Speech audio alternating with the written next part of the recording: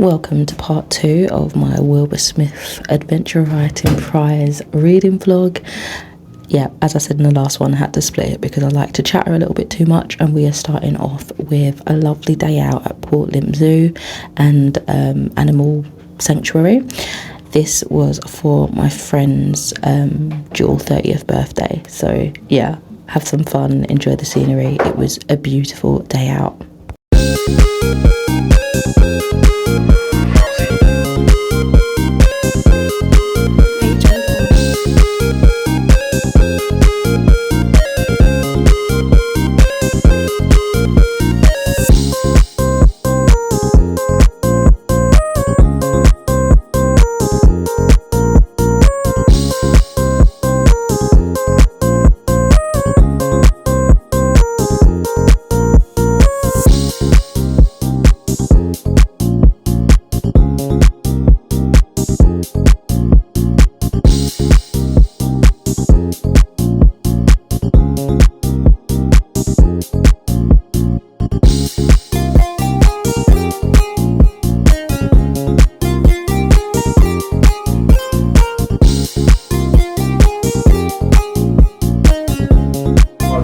Critically endangered species, unfortunately. And a large part of the reason for that is because of their continued habitat loss over there from deforestation. A large part of that for your agricultural industries. But a fun little fact about all lemur species, they do actually all have 2 tongues, which is quite strange. But yeah, they've got one which they use for feeding, and then they've got a smaller one which they use for grooming. Oh. Two more of our beautiful eastern black rhinos. We've got Zuri on the left, and he is our teenage boy. And yeah, he does like to spend a lot of time in his bedroom. I like to so we can all have a good look. But yeah, she's one of our ladies here. Absolute sweetheart. Her nickname's Rhubarb. Very cute. But yeah, so as I mentioned previously, we do have quite a few eastern black rhinos here in the park. We've got 11 in total. And yeah, they are one of our main conservation focuses here. So to date, we have actually sent 8 back to Africa so far. Wow. So we sent 5 to Tanzania and 3 to South Africa. And they've gone on to have quite a few wild births out there, which is a massive success. Actually, right, just over on the right-hand side there, just after that mound, those 2 kind of llama-looking things there, that's Chris and Valerie. They're called vicuña, and they are the wild relatives of your domesticated alpacas and llamas. They're also the national animal of Peru. Oh, they're cute. And they do also possess the most expensive wool in the world as well. Wow. And that's because it takes about 2 years for their wool to grow out, and they're only produced in small amounts. It's of a very high quality. And yeah, being a protected species, they're only allowed to be sheared in Peru. They have this festival every couple of years where some of the locals gather some of the vicuña down from the mountains to shear their wool. So because of the exclusivity, if you will, and quality of their wool is really, really expensive. I think last time we checked, a scarf from Harrods with vicuña wool, so you're back about $4 grand. Jeez. Crazy. Also, hopefully you can all see from where you are, just in the shed there on the right, we do have our 2 Brazilian tapirs in there. Really, really awesome to see them out. They are nocturnal, so a lot of daytime safaris, we don't see them at all. They do like to hide amongst the bushes.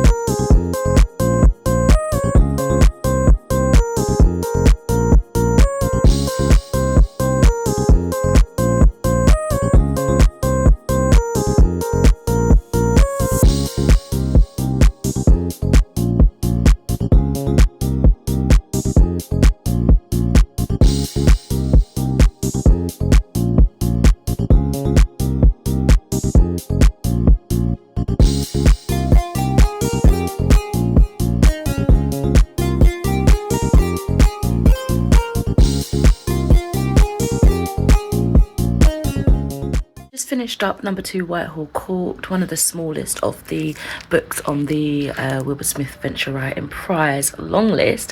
This one's by Alan Judd. Never read anything by this author before, and honestly, in the nicest way possible, probably won't again unless it comes up in a challenge or prize like what I'm doing now.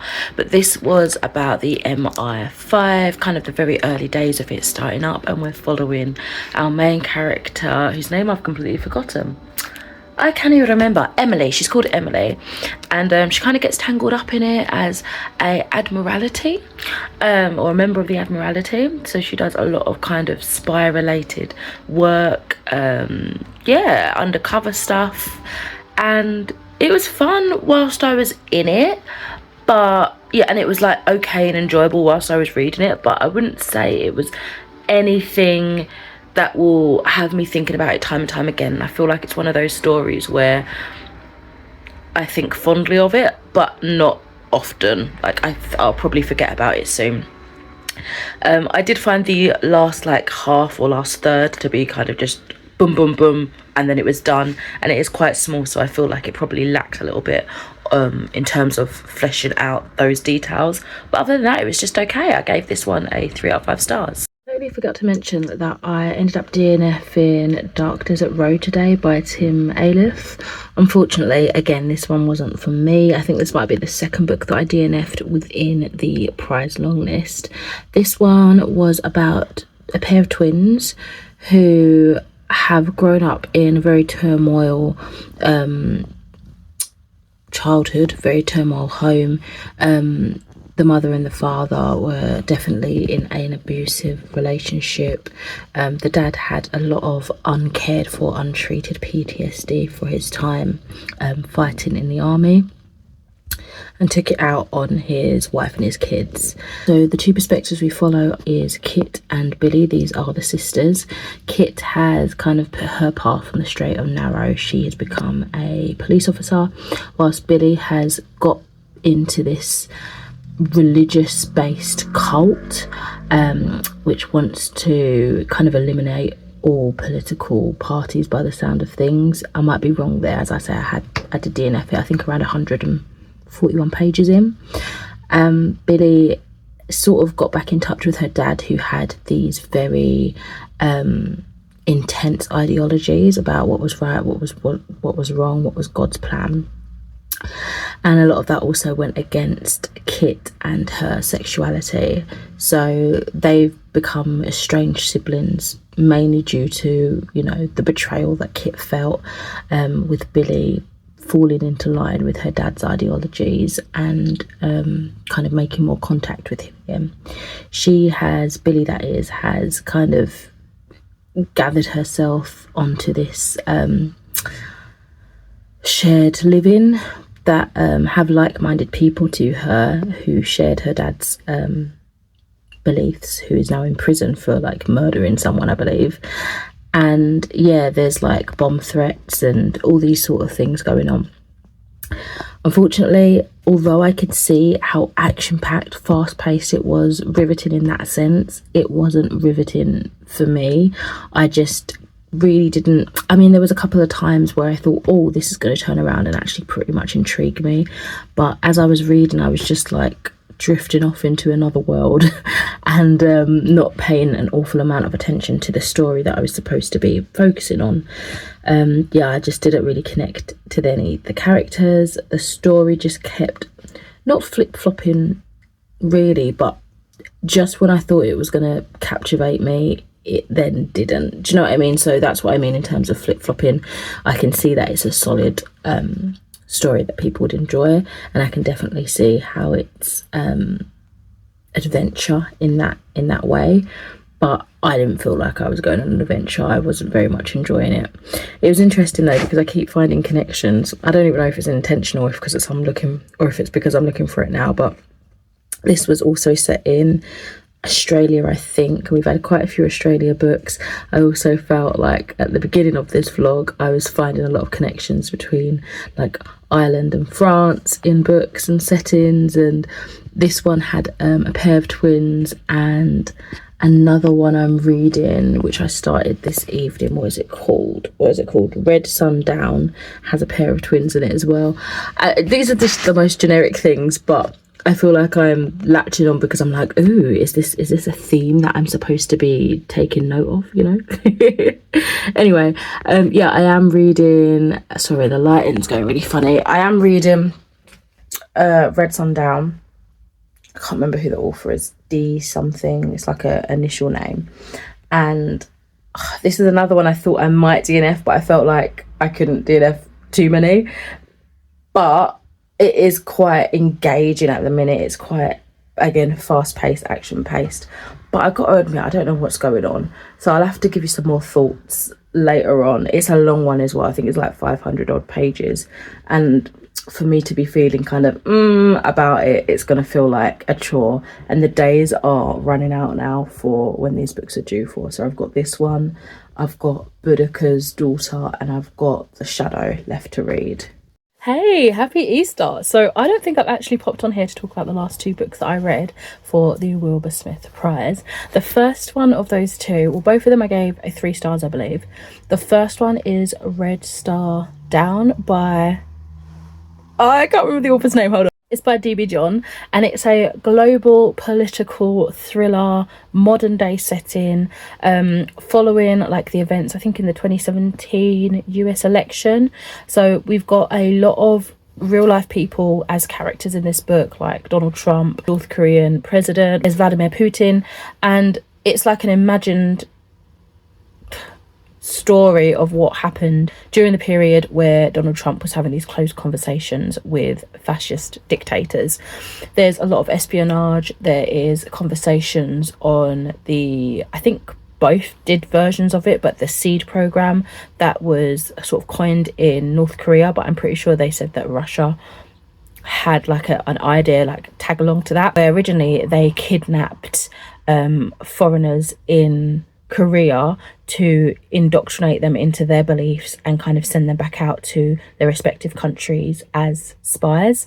That didn't work, so they updated it to send out beautiful spies of their own out into the US and other countries as like a honey trap to get pregnant by black, brown and white people, so that they would come back and the child that they bear would be completely under their beliefs but would look foreign, so it would be easier in that way for them to slip into society of these other countries and kind of control from within.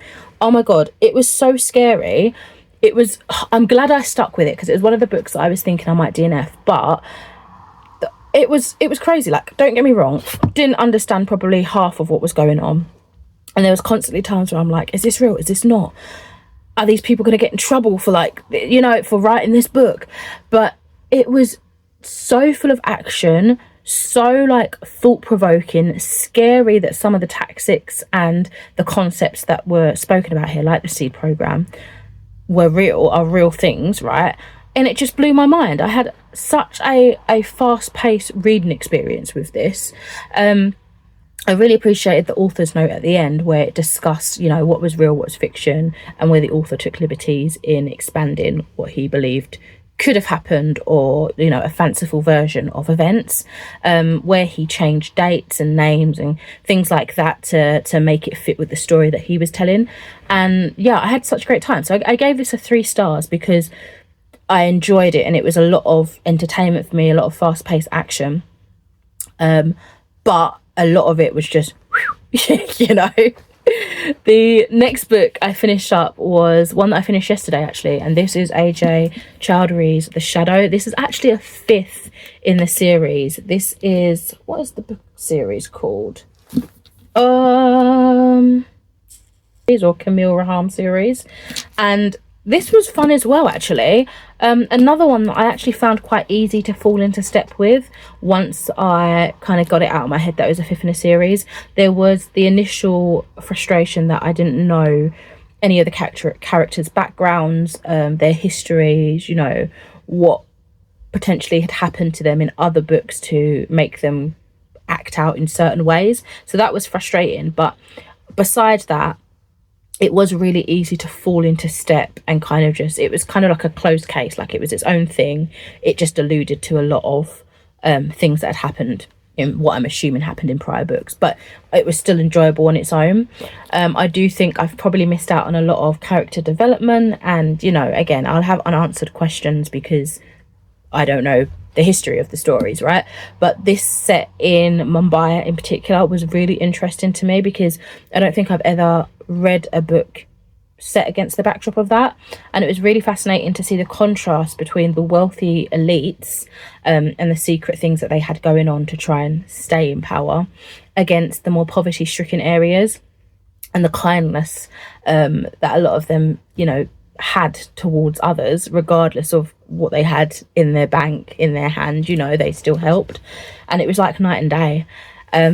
Yeah, it was really gripping, actually. I've got Camille, who's been invited by his friend to go to Mumbai to help with this murder that's happened, I believe.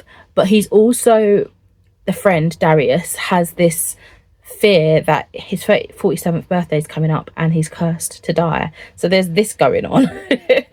So if I read the synopsis, hopefully it will make more sense. After a bruising encounter with a terrorist group, Detective Camille Rahman has decided to hand in his resignation to the Met and set up a detective agency with his friend Anjali.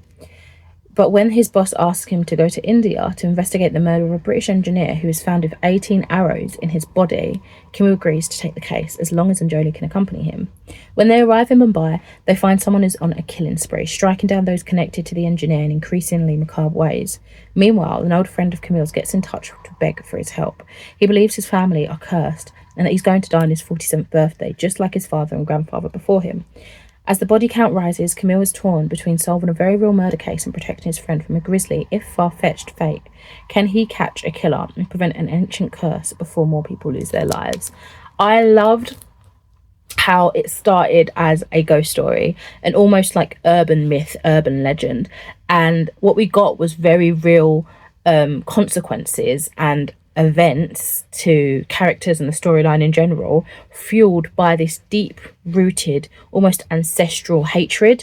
And it was crazy. It was just the way it was cleverly woven in, like, you know, reveals were shocking, character motives were shocking, and it took me on a journey, on a ride, a very literal journey in terms of, well, literally, metaphorically, I guess, on you know, a journey into Mumbai and that landscape and that being new to me, but also a journey of what are the characters' motives, and, you know, how that factors into these very crazy, far-fetched things they're willing to do to see the end of that, you know.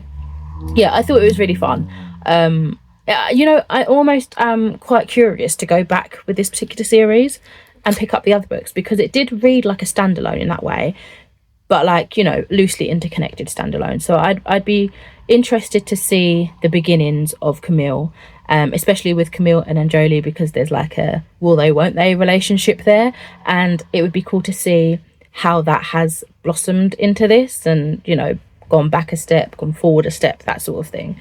So yeah, this was really fun. The last two books were really fun, and now in a strange sense of irony, I don't know, not really irony, but a funny twist of fate, the first book that I was going to start with, I will be ending with, and I have been very, very excited to pick this up. This is Elodie Harper's Boudica's Daughter, and I've had this crazy fascination with like Boudica as a warrior queen since I watched this documentary years ago as a kid. And so anytime I see that, it sparks this like primal urge to know more.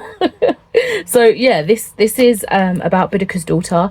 It's giving a name and a voice to the daughters that, you know, history have erased, in a sense. They haven't named them. They were just known as the daughters of Boudica, and what it means to kind of live within the shadow of a legend. Oh my god, the things that I remembered from the documentary that I was probably way too young to be watching, like the brutalizing, you know, the taking of horrible things that happened to these girls, happened really early on. So I thought it was going to lead up to this point and then like a quick battle moment, but in a way I'm more invested now, because I'm like, okay, you know, Boudica in particular is saying, no, you will get your honor back. We will take revenge. We will do what we need to do to fight for our people. And I am really interested to see how the characters kind of compartmentalize what has happened to them and pushes through. Like, there's still so much of the book left. I started this a couple of days ago, but I've only been actively reading for the last like day and a bit, page 66 at the minute. And yeah, I'm just interested to see what happens next. Like, I know it's going to be leading up to this battle, but how much is that is going to take up the story, because I really thought the bit that happened at the beginning was what was going to happen at the end, you know.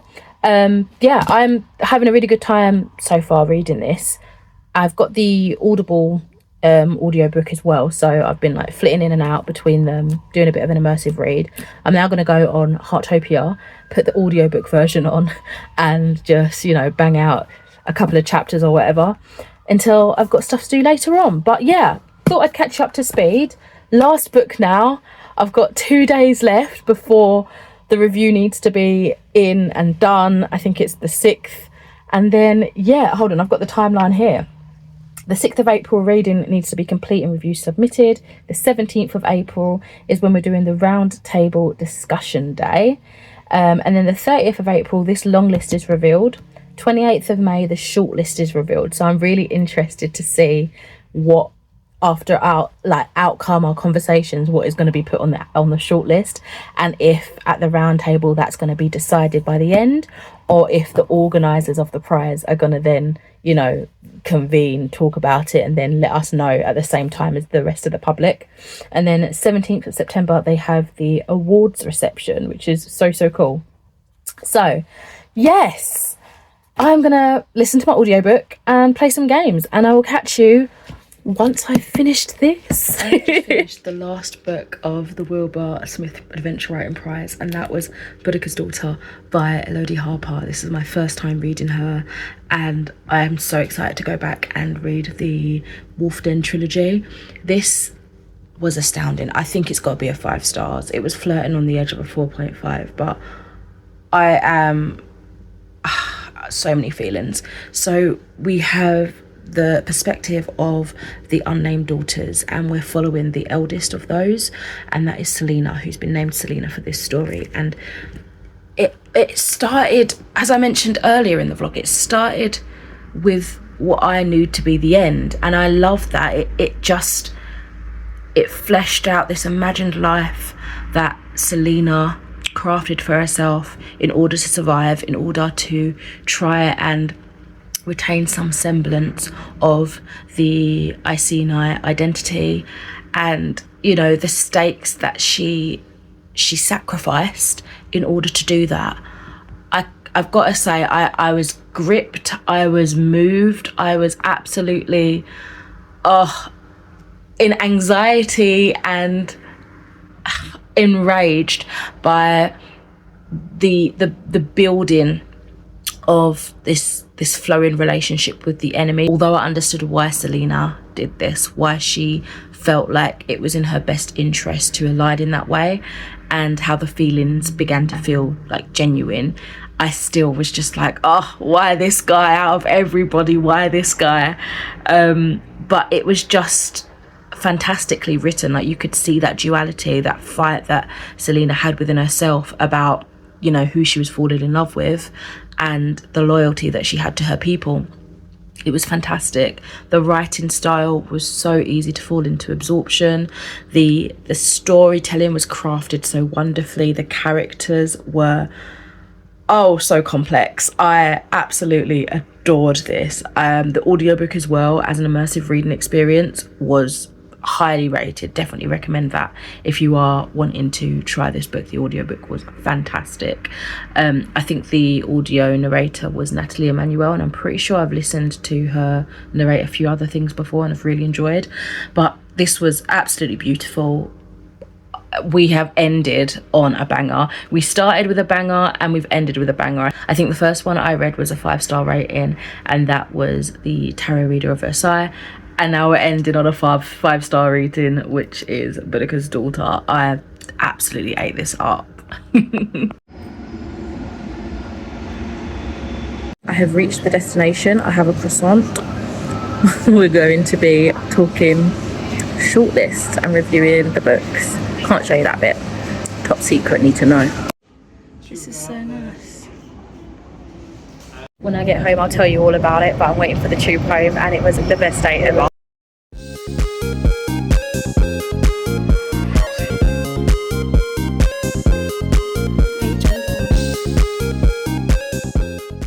So I just got back from the Wilbur panel of librarians, and it was the best time ever. Yeah, it was so good. It was up in London. It was like 5 hours of deliberation and conversation with the fellow reviewers on what needed to be longlisted and shortlisted, and I was so happy because the two books that I absolutely loved, which was what was it? It was, now I can't remember, The Tarot Reader of Versailles and Boudica's Daughter.